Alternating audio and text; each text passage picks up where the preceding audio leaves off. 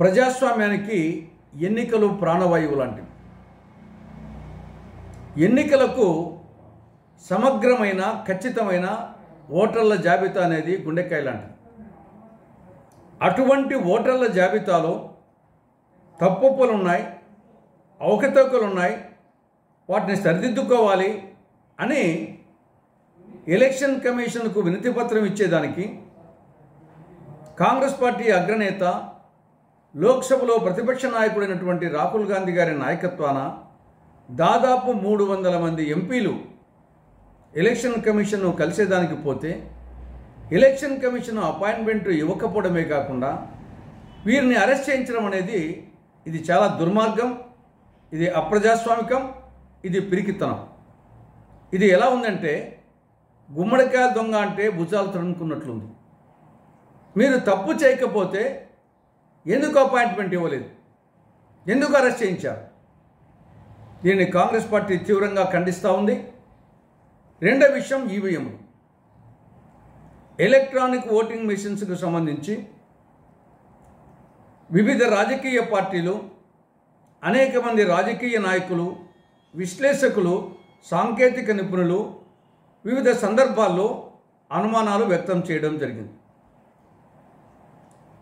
Almost అన్ని రాజకీయ పార్టీలు ఏదో ఒక సమయంలో, ఆల్మోస్ట్ అందరు రాజకీయ నాయకులు, బీజేపీ కురువృద్ధులు అగ్రనాయకులు లాల్ కృష్ణ అద్వానీ గారు అనుమానాలు వ్యక్తం చేశారు. చంద్రబాబు నాయుడు గారు ఆంధ్రప్రదేశ్ ముఖ్యమంత్రి గతంలో అనుమానాలు వ్యక్తం చేశారు. వైకాపా నాయకులు జగన్మోహన్ రెడ్డి అనుమానాలు వ్యక్తం చేశారు. బీజేపీ అగ్రనాయకుడు డాక్టర్ సుబ్రహ్మణ్య స్వామి, తర్వాత రాహుల్ గాంధీ గారు, మిగతా అన్ని పార్టీల నాయకులు, అన్ని పార్టీల వాళ్ళు అనుమానాలు వ్యక్తం చేస్తున్నారు. ప్రపంచంలో అభివృద్ధి చెందిన దేశాలు, శాస్త్ర సాంకేతిక రంగాల్లో అభివృద్ధి చెందిన దేశాలు America, UK, Germany, Japan, Australia, Canada, Italy, Finland, Netherlands, Norway, Malaysia, Sweden, ఇలాంటి అనేక దేశాలు, అభివృద్ధి చెందిన దేశాలు ఈవీఎంలు వాడకుండా బ్యాలెట్ పేపర్ ద్వారా వాళ్ళ దేశాల్లో ఎన్నికలు జరిపిస్తున్నాయి. మరి ఈ దేశాలన్నీ అభివృద్ధి చెందిన దేశాలు, టెక్నికల్గా బాగా అభివృద్ధి చెందిన దేశాలు. మరికొన్ని దేశాలు అయితే కొన్నాళ్ళు ఈవీఎంలు వాడి వాటిలో అవకతవకలు జరుగుతున్నాయని తెలుసుకొని మళ్ళీ బ్యాలెట్ పేపర్కి రావడం జరిగింది. అటువంటి దేశాలు Germany, Bangladesh, Finland, Ireland, Kazakhstan, Netherlands. ఈ దేశాలన్నీ కొన్నిసార్లు ఈవీఎంలు వాడి మళ్ళీ బ్యాలెట్ పేపర్కి వచ్చారు. ఈవీఎంల్లో కొన్ని ప్రయోజనాలు ఉండేది వాస్తవమే. కౌంటింగ్ చాలా సులభంగా ఉంటుంది, కౌంటింగ్ త్వరగా జరుగుతుంది, వ్యయ ప్రయాసాలు తక్కువగా ఉంటాయి, చెల్లని ఓట్లు ఉండవు, ఇవన్నీ అడ్వాంటేజెస్ ఉన్నాయి. కానీ అట్ ది సేమ్ టైం విశ్వసనీయత లేదు. ప్రజాస్వామ్యానికి కావాల్సింది విశ్వసనీయత.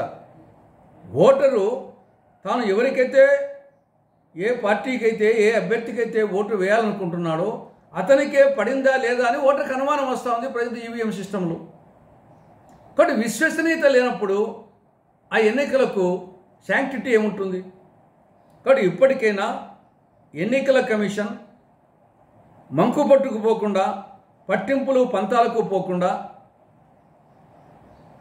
ఈవీఎంల స్థానంలో బ్యాలెట్ పేపర్ వాడాల్సిన అవసరం ఉంది.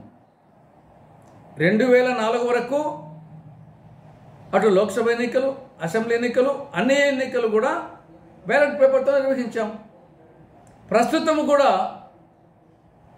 స్థానిక సంస్థల ఎన్నికలు, అటు sarpanch, ward members, ZPTC, MPTC, municipal counsellors, corporators, ఈ ఎన్నికలన్నీ బ్యాలెట్ పేపర్ ద్వారా జరుగుతున్నాయి. ఆల్రెడీ ఆ సిస్టమ్ ఉంది. అలాంటప్పుడు ఎమ్మెల్యే ఎన్నికలు, ఎంపీ ఎన్నికలు కూడా బ్యాలెట్ పేపర్తోనే నిర్వహించమని అడుగుతూ ఉంటే దానికి ఎలక్షన్ కమిషను పంతానికి పోవాల్సిన అవసరం ఏముంది? కాబట్టి ఇప్పటికైనా ఎన్నికల కమిషన్ పునరాలోచించి రాబో పార్లమెంటు, అసెంబ్లీ ఎన్నికలు ఎప్పుడొచ్చినా, ఎక్కడొచ్చినా ఈవీఎంల స్థానంలో బ్యాలెట్ పేపరు వాడాలని కాంగ్రెస్ పార్టీ డిమాండ్ చేస్తూ ఉంది.